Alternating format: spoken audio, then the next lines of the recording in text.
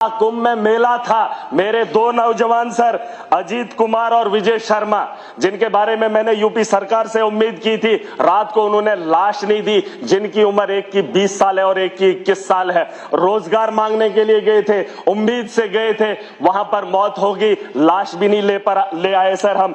मैं कहना चाहता हूं लेबर के बारे में कि इनके वेजेस को यहां पर बढ़ाया जाना चाहिए। हमारे यहां कश्मीर की कंपनी, कश्मीर के अंदर जो कंपनी काम कर रही है, प्रोजेक्ट बना रही है, वहां पर अगर 40,000 या 30,000 एक लेबर को तनख्वाह मिलती है, सैलरी सर, और वहीं हमारे खिताई चनाब के अंदर, जम्मू डिवीजन के अंदर कुछ लोग ठेकेदारी कर रहे हैं और वही कंपनी, वही काम, वही प्रोजेक्ट, और उस आदमी को 15,000 दिया जा रहा है। 25,000 का घोटाला, ऊपर से ठेकेदारी हो रही है। मेरे पास सारे सबूत हैं, मैं इस ऐवान में उन्हें जमा भी करूंगा, एजेंसीज को भी दूंगा। कहां से हमारा जो है नौजवान सर तरक्की करेगा, कहां से हमारा जम्मू कश्मीर खुशहाली की ओर बढ़ेगा। जहां के नौजवान काम भी करता है, उससे उसका कमाया हुआ रोजगार भी छीना जा रहा है। आप लेबर और एम्प्लॉयमेंट की बात क्या ही करें।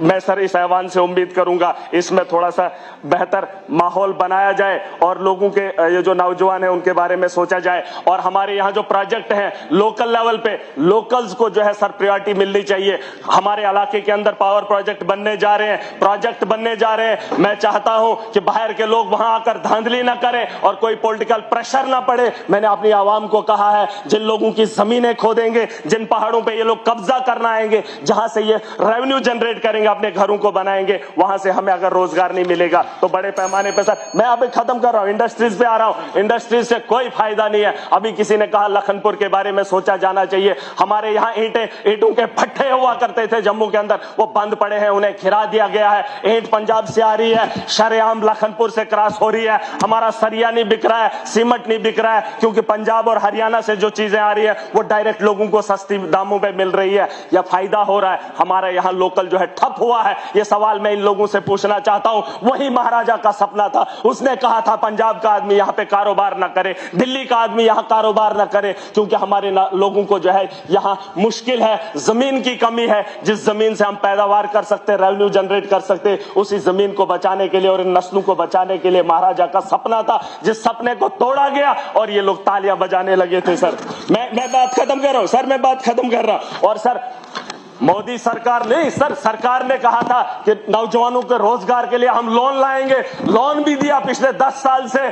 सर पैसा बांटा जा रहा है, बताया था कि ये लोग सब्सिडी देंगे, उन लोगों ने वो पैसा वापस भी किया, उनकी सब्सिडी नहीं आई, डिप्रेशन का शिकार है, ना लोन अदा कर पा रहे हैं, उस उम्मीद में है कि हमारा पैसा कब वापस आएगा। सर बात खत्म ही करूंगा, मैं चाहूंगा इन लोगों को बता दो।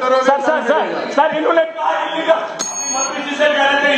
पटवा के अंदर बीजेपी का कार्यालय बन रहा है, जो इलीगल वहां पे जो कंस्ट्रक्शन हो रही है वो सरकारी जमीन पे हो रही है, और ये कह रहे हैं कि कुछ कंपनी जो है वहां पर जो है कब्जा कर रही है। इनके दौर में ये सारी चीजें हुई है, इनको सवाल पूछने का कोई अधिकार नहीं है। ऑटो की एम्बुलेंस कठुआ में चल रही है, जिसकी स्पीड 30 किलोमीटर है, 30 किलोमीटर है सर, उसमें मरीज कब जो है जम्मू के हॉस्टल में पहुंचेगा? 30 किलोमीटर की स्पीड से जो है ये लोग नहीं चलेंगे। सर माइनिंग की बात हो रही है सर, लोकल लेवल पे टेंडर कराने बड़े जरूरी है और एक टीम बनाई जानी चाहिए जो रॉयल्टी ले, और रॉयल्टी के अंदर बहुत धांधली है। मैं चाहता हूं डिप्टी सीएम के नोटिस में ये बात लाना चाहूंगा, रॉयल्टी देखने वाली एक टीम हो ताकि उससे रेवेन्यू जनरेट किया जाए, क्योंकि पिछले 4-5 साल में रॉयल्टी में जो धांधली हुई है आप अंदाजा नहीं कर सकते। मैं उसमें आरटीआई लगाने वाला हूं और पता करूंगा कि इलीगल माइनिंग या माइनिंग जो लीगलाइज है उससे रॉयल्टी कितनी उठाई गई है।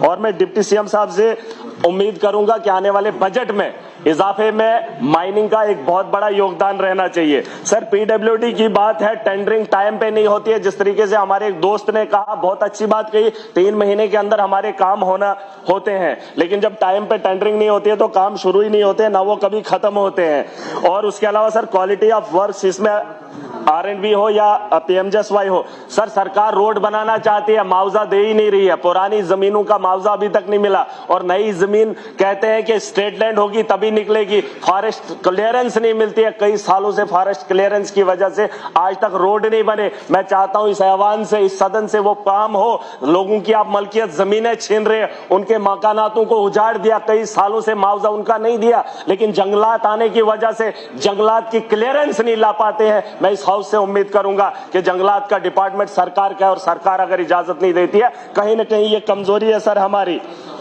उसके अलावा सर डिप्टी सीएम की नोटिस में लाना चाहूंगा, शेख साहब का भी एक सपना था, मुफ्ती सईद साहब का भी एक सपना था, डोडा और वो जो कश्मीर की ओर जाती है, घाटी की ओर जो हमारा रोड जाता है, उसे नेशनल हाईवे के लिए मैं चाहूंगा